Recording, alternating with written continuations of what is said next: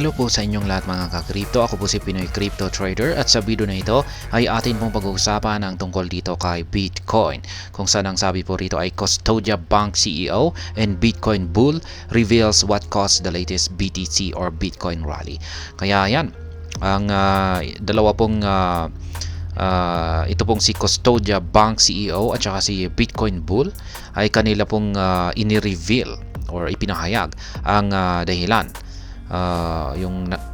kung ano yung nagdulot nitong pag-angat sa presyo ni Bitcoin kamakailan lamang. Kaya yan, bago po tayo magpatuloy ay nais ko lamang po munang bigyang linaw ang aking disclaimer kung saan ang nilalaman po ng video na ito ay hindi po ito isang financial advice.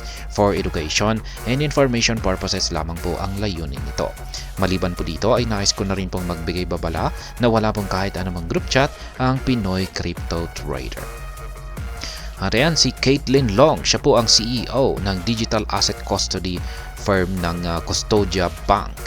At kamakailan lamang ay sinabi po niya, naglabas po siya ng pahayag sa dahilan kung bakit nakaranas si Bitcoin ng pagtaas sa kanyang presyo.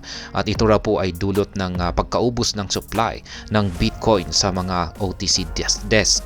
Yan, pag OTC desk ay ito po yung mga over the counter na nagbebenta po ng Bitcoin. Kaya yan, sabi rito ay over-the-counter or OTC desk facilitate the trading of financial instruments between two parties without a centralized exchange. Kaya yan po ang over-the-counter. Pwede po tayong bumili dito ng mga financial instruments katulad po ng Bitcoin nang hindi po nangangailangan ng centralized na exchange. At ayon po kay Caitlin Long, yan ay naubos raw po yung supply ng mga OT desk na ito, OTC desk na mga ito. Kaya yan, Bitcoin supply on OTC desk nearly dried up. Taking to X, the Custodia Bank CEO disclosed that she recently spent some time in New York for a few days, and during her stay, she discovered the reason behind the recent BTC surge.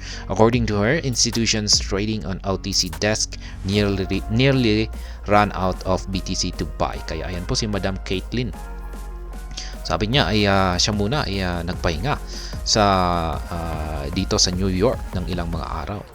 At sa kanyang pagpapahinga rito ay kanya pong na-discover or napag-alaman niya ang dahilan sa pag-angat ni Bitcoin nitong yung kanyang pagtaas sa kanyang presyo nitong mga nakalipas na araw. At ayon po sa kanya ay ayan na nga, halos maubos na yung supply ng Bitcoin sa mga OTC desk.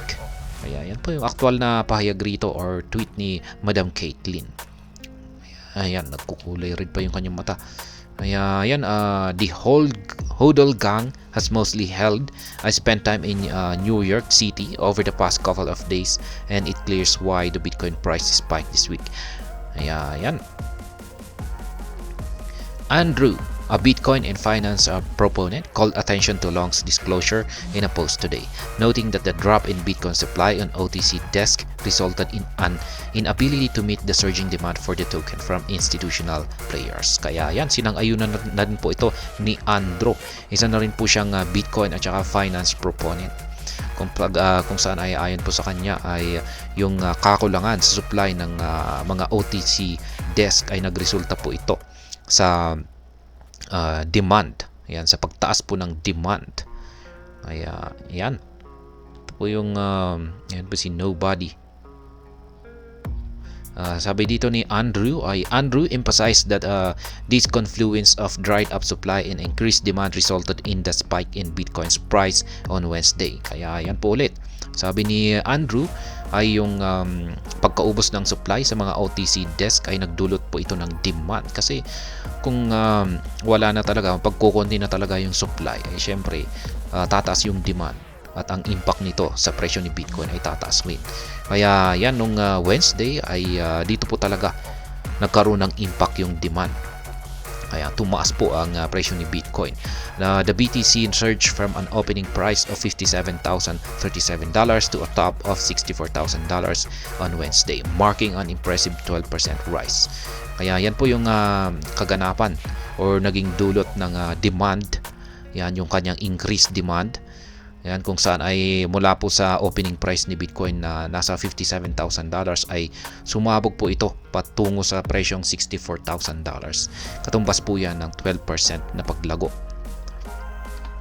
Andrei Dragosh, ayan, Andrei Dragosh, head of research at ETC Group, shared Glassnode data confirming the decreasing supply of Bitcoin on OTC desk. Ayan na rin. Ito na rin ay sinang-ayunan ng head of research at ETC Group na si Andrei Dragosh. Ayan, Dragosh. Kung saan ay bilang patunay ay kanya pong ibinahagi yung datos mula kay Glassnode na nagkukumpirma sa talagang bumabagsak na supply ng Bitcoin mula sa mga OTC desk. Data from CryptoQuant also confirms that institutional investors in the US have continued to buy more BTC tokens, contributing to a high buying pressure.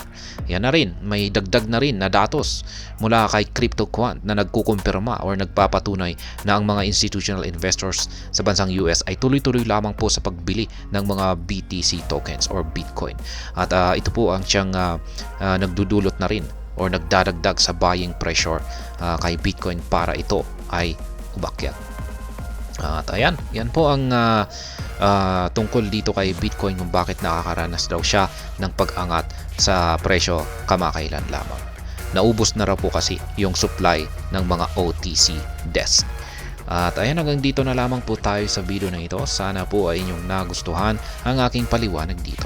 Kung inyo po itong nagustuhan ay pakiclick lamang po ang like button nito. Para naman po sa mga bago lamang dito, kayo po ay aking inaanyayahan para mag-subscribe. Pakiclick na rin po ang bell icon nito dahil ito po ang siya magsisilbing notification nito sa mga bago kong videos na akin pong ina-upload sa aking YouTube channel na ito. Marami pong salamat sa panonood. Ingat po tayo lagi at God bless po sa ating lahat.